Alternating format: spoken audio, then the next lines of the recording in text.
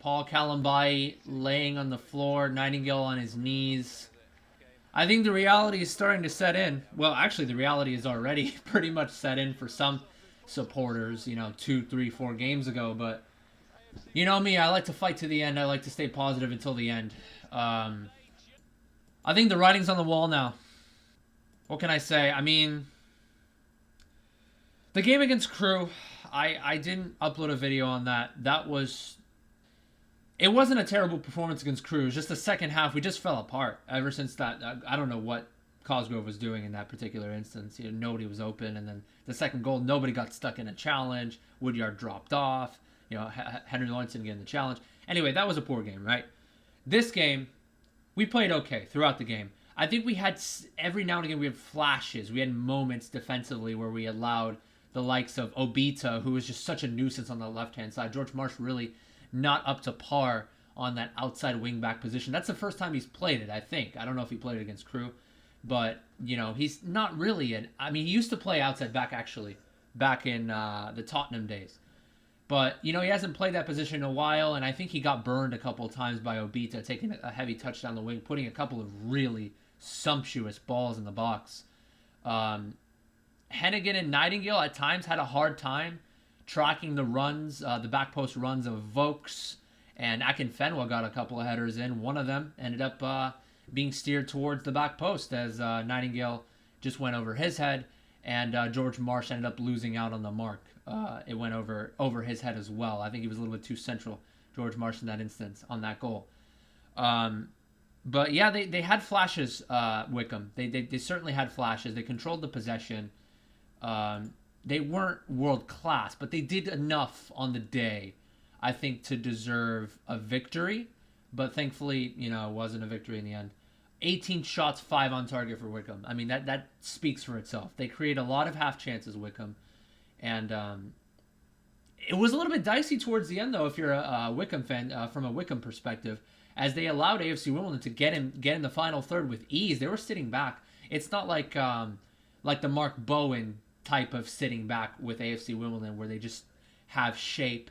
They follow their men, 11 players behind the ball. No, Wycombe were so deep. Like, they had 11 men behind, not only behind the ball, but they had 11 men within 30 yards of their own goal at times. It's sometimes not even 11 men. Sometimes it was only 9 men or 8 men, just really deep, allowing us to get into space.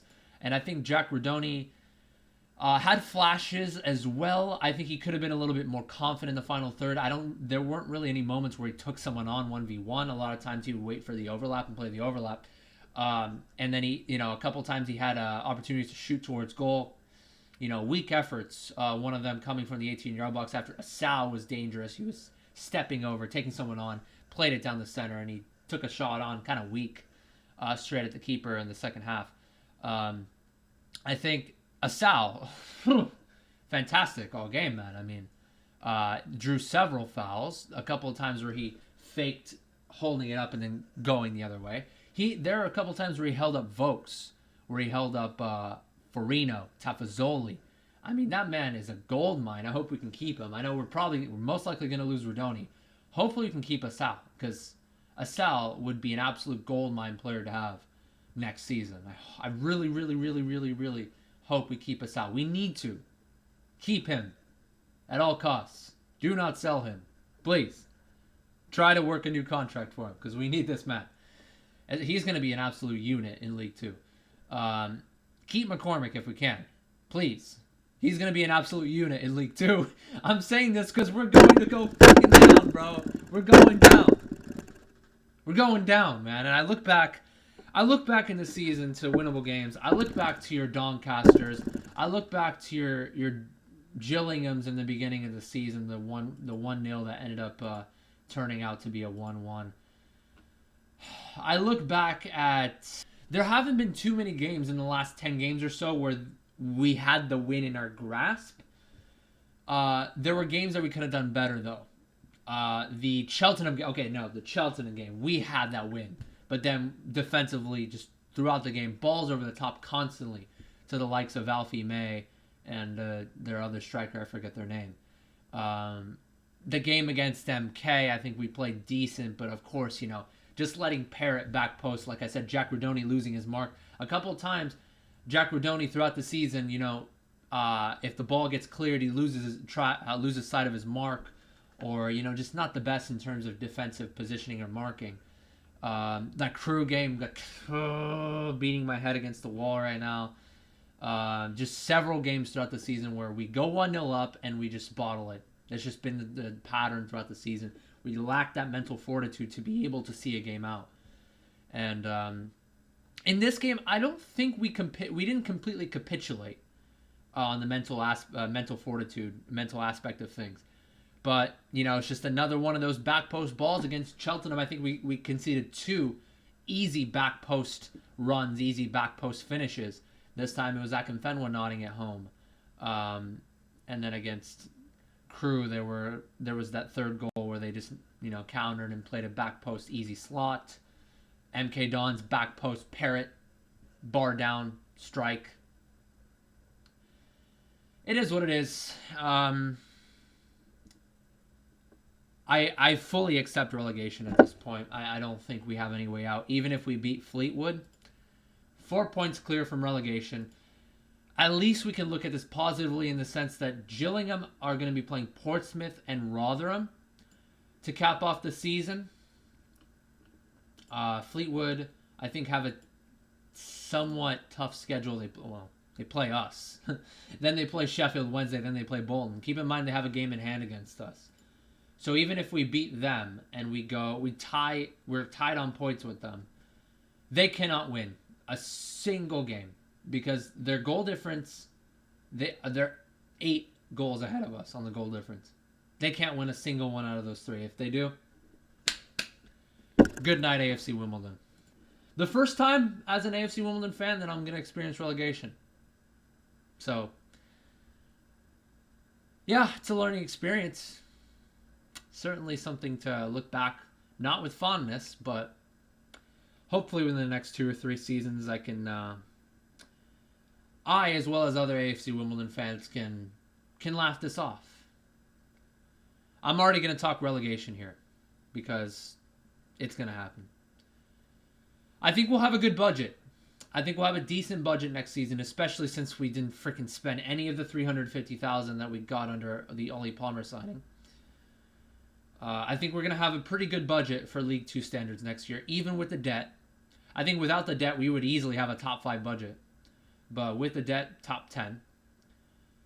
I don't think we'll get promoted next season. I think it's going to be a 3-year process. But, yeah, we are with Wimbledon. I am certainly going to be with Wimbledon. Loyalty is something I hold in high regard, and I'm with them through thick and thin. That being said, I'm not about to cry right now, but I'm kind of close. Maybe I'll do some reactions to the... I think I might just upload a separate video altogether of reactions to the game. Fan reactions and stuff. I'm just going to keep this short and sweet. My man of the match for this one, Ayuba Sal. 100%, there's no doubt. No doubt in my mind. Ayuba Sal, my man of the match. Man of the match for Wycombe, Obita, outside back. Man of the match in general, Obita. I think it was good defensively as well. All around, up and down the pitch, put some really good balls in the box. What can I say? Wycombe weren't completely world class in this game, but they did enough to win the game. 18 shots, 5 on target. I think they did enough to win, but yeah, Sunderland ended up drawing 0-0. I think Plymouth drew their game again as well. Oh, no, Plymouth played Sunderland. What am I thinking of? They drew. And Sheffield Wednesday also... No, they ended up beating MK last Saturday, and they play tomorrow against Crew. They're probably going to win that one as well.